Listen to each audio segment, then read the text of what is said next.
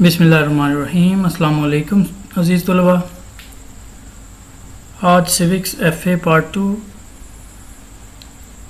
کی بک کا چیپٹر 2 میں سے لیکچر 4 ہے۔ یہ formation of the first constitution یعنی پہلے آئین کے بننے تک کا جو سلسلہ ہے وہ ڈسکس کیا گیا ہے۔ اس میں ہم بنیادی اصولوں کی کمیٹی سے لے کر جو کہ پہلی آئین ساز اسمبلی نے بنائی تھی آئین کی تکمیل تک کے مراحل کو ڈسکس کریں گے۔ تو آئیے آغاز کرتے ہیں۔ بنیادی اصولوں کی کمیٹی بنائی گئی۔ یہ ایک سمری کی صورت میں ہے جو امپورٹنٹ ڈیٹس ہیں، تاکہ اگر آپ MCQ یا مختصر سوال آپ کو کوئی دیا جاتا ہے تو اس کے لیے آپ ان ڈیٹس کو یاد رکھ سکیں۔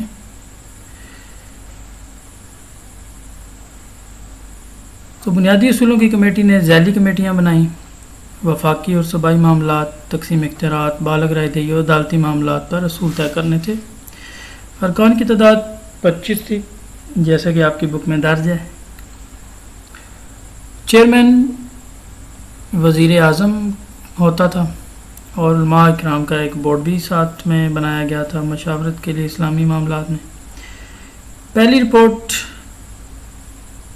28 ستمبر 1950 کو پیش ہوئی اور نامنظور ہوئی۔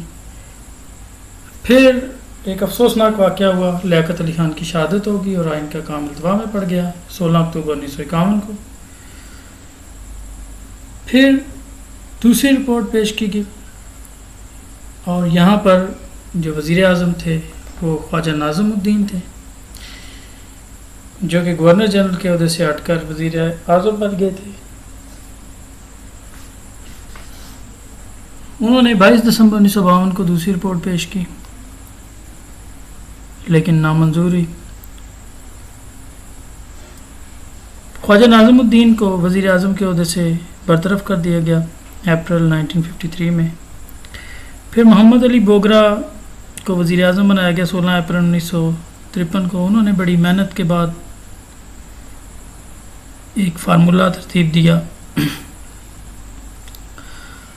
جسے محمد علی بوگرا فارمولہ کہا جاتا ہے۔ یہ فارمولہ 21 دسمبر 1954 کو منظور ہو گیا، لیکن گورنر جنرل غلام محمد نے پہلی آئین ساز اسمبلی توڑ دی، اس کی تحلیل کر دی 24 دسمبر 1954 کو، اور پھر دوسری اسمبلی کا قیام عمل میں آیا جس کے ارکان کی تعداد 80 تھی، پہلی کی 79 تھی، ایک رکن کا اضافہ کیا گیا اور یہ 23 جون 1955 کو اس کا قیام عمل میں آیا اور چودھری محمد علی نئے وزیر اعظم تھے۔ چودھری محمد علی نے دن رات محنت سے نیا آئین بنایا اور اس سے پہلے 14 اکتوبر 1955 کو کچھ مسائل کو حل کرنے کے لیے، جیسے نمائندگی کے مسائل ہیں اور اختیارات کے صوبوں کے اختیارات کے مسائل ہیں، ان کو حل کرنے کے لیے مغربی پاکستان کو 1 یونٹ بنا دیا گیا، یعنی ایک صوبہ بنا دیا گیا 14 اکتوبر 1955 کو، اور نیا آئین 9 جنوری 1956 کو پیش ہوا، 29 فروری 1956 کو منظور ہوا اور 23 مارچ 1956 کو نافذ ہو گیا۔ آئیے ہم اسے تفصیل میں پڑھتے ہیں۔ تو بنیادی اصولوں کی کمیٹی جو تھی اس نے، جیسے کہ پہلے ذکر ہو چکا ہے، یہ باتیں سمری میں ڈسکس ہو گئی ہیں، بالکل وہی چیز ہے، اسی کو ایک پیراگراف کی صورت میں لکھا گیا ہے۔ تو ذیلی کمیٹیاں بنائی گئیں، ان کے کام بھی آپ نے دیکھ لیے جو کہ ان کو سونپے گئے۔ علماء کا بورڈ بھی تھا جس نے آئینی اور نظریاتی اور اسلامی حوالے سے مشورہ فراہم کرنا تھا۔ تو اس کمیٹی نے جو پہلی سفارشات تھیں، جو پہلی رپورٹ تھی، اپنی ریکمنڈیشن، وہ 28 ستمبر 1950 کو پیش کی، جو کہ لیاقت علی خان نے خود پیش کی تھی۔ یہ رپورٹ اس طرح سے پرفیکٹ ثابت نہ ہو سکی اور کافی غم و غصے کا اظہار کیا گیا اس پہ۔ تو پھر نئی رپورٹ پہ کام شروع ہوا، لیکن 16 اکتوبر 1951 کو لیاقت علی خان کو راولپنڈی کے میں منعقدہ ایک جلسے میں شہید کر دیا گیا، اور ان کی جگہ خواجہ ناظم الدین جو کہ دوسرے گورنر جنرل تھے، انہیں اپنا عہدہ چھوڑنا پڑا اور چھوڑ کر وہ وزیر اعظم بن گئے، اور ملک غلام محمد کو پاکستان کا تیسرا گورنر جنرل مقرر کیا گیا۔ تو نئی رپورٹ جیسا کہ ہائی لائٹڈ ہے کہ جولائی 1952 کو پایا تکمیل تک پہنچی تھی، اور یہ خواجہ ناظم الدین نے 22 دسمبر 1952 کو ایوان میں پیش کی۔ 2 ایوانی جو مقننہ ہے اس کا تجویز کیا گیا، جس میں ایوان بالا 120 اور ایوان زیری 400 ارکان پر مشتمل ہوگا، جو برابر نمائندگی پر منتخب ہوگا، اور اسی طرح ایوان زیری کو برتری حاصل ہوگی، سربراہ صدر ہوگا اور مسلمان ہوگا، قرآن و سنت کے مطابق قوانین بنائے جائیں گے جیسے علماء کے بورڈ نے مشورہ دیا، اور اس علماء کے بورڈ کو پھر لازمی طور پر صدر مقرر کیا کرے گا، اور سپریم کورٹ اعلیٰ عدالت ہوگی۔ اس رپورٹ پر کافی تنقید ہوئی مشرقی پاکستان سے۔ اب جو یہ رپورٹ تھی یہ نامنظور ہو گئی اختیارات کی تقسیم اور نمائندگی کے مسائل کی وجہ سے۔ اپریل 1953 کو گورنر جنرل غلام محمد نے خواجہ ناظم الدین کو برطرف کر کے محمد علی بوگرا کو وزیر اعظم بنا دیا، جو کہ امریکہ میں پاکستان کے سفیر تھے۔ اس طرح کافی مسائل کا آغاز بھی ہوا۔ 16 اپریل 1953 کو محمد علی بوگرا نے پاکستان کے تیسرے وزیر اعظم کا حلف اٹھایا اور 6 ماہ کی محنت کے بعد ایک نئی رپورٹ پیش کی، جس کو محمد علی بوگرا فارمولہ کہا جاتا ہے۔ یہ فارمولہ دسمبر 1953 میں اسمبلی میں پیش ہوا، اور پھر اس میں کیا طے ہوا تھا، اس میں بھی 2 ایوانی مقننہ تجویز کی گئی تھی۔ ایوان بالا 150 ارکان پر مشتمل تھا، جس میں ہر صوبے کو مساوی نمائندگی حاصل تھی، اور جو ایوان زیریں کی کل نشستیں 300 مقرر کی گئی تھی، اور ان کی تقسیم آبادی کی بنیاد پر تھی، یعنی جس حلقے کی یا جس صوبے کی آبادی زیادہ ہوگی اس کی نشستیں بھی زیادہ ہوگی۔ صدر پاکستان کا انتخاب 5 سال کے لیے دونوں ایوان کے اراکین مشترکہ طور پر کیا کریں گے، اور دونوں ایوانوں کے اختیارات برابر ہوں گے۔ صدر اگر مغربی پاکستان سے ہے تو وزیر اعظم مشرقی پاکستان سے، اور اسی طرح اگر صدر مشرقی پاکستان سے تو وزیر اعظم مغربی پاکستان سے چنا جائے گا۔ سپریم کورٹ پاکستان کی اعلیٰ عدالت ہوگی۔ اس فارمولہ میں اردو اور بنگالی دونوں کو سرکاری زبان قرار دیا گیا، اور یہ فارمولہ 21 دسمبر 1954 کو منظور کر لیا گیا، اور آئین سازی کا حتمی مسودہ منظور ہوا اس طرح سے، یعنی یہ طے ہو گیا کہ بس اسی فارمولہ کے تحت آئین کو ترتیب دیا جائے گا۔ لیکن پہلی آئین ساز اسمبلی پھر جو کو ڈیزالو کر دیا گیا، اس کو تحلیل کر دیا گیا، گورنر جنرل نے اس کی رسمی منظوری نہیں دی، اور 24 دسمبر 1954 کو اسمبلی کو ہی ہٹا دیا گیا۔ ہنگامی حالات کا نفاذ ہو گیا، اور نئی اسمبلی جلدی تشکیل دینے کی باتیں ہوئیں۔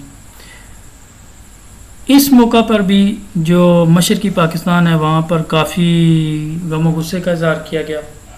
جو انتخابات ہونے تھے اس میں مسلم لیگ کو ناکامی ہوئی، اور اسی طرح جو پروڈا کا جو قانون تھا اس کو ختم کر کے گورنر جنرل کے اختیارات میں بھی کمی کی گئی اور کی گئی تھی، تو جس سے گورنر جنرل برداشت نہ کر سکا اور اسمبلی کو منسوخ کیا تھا اس نے۔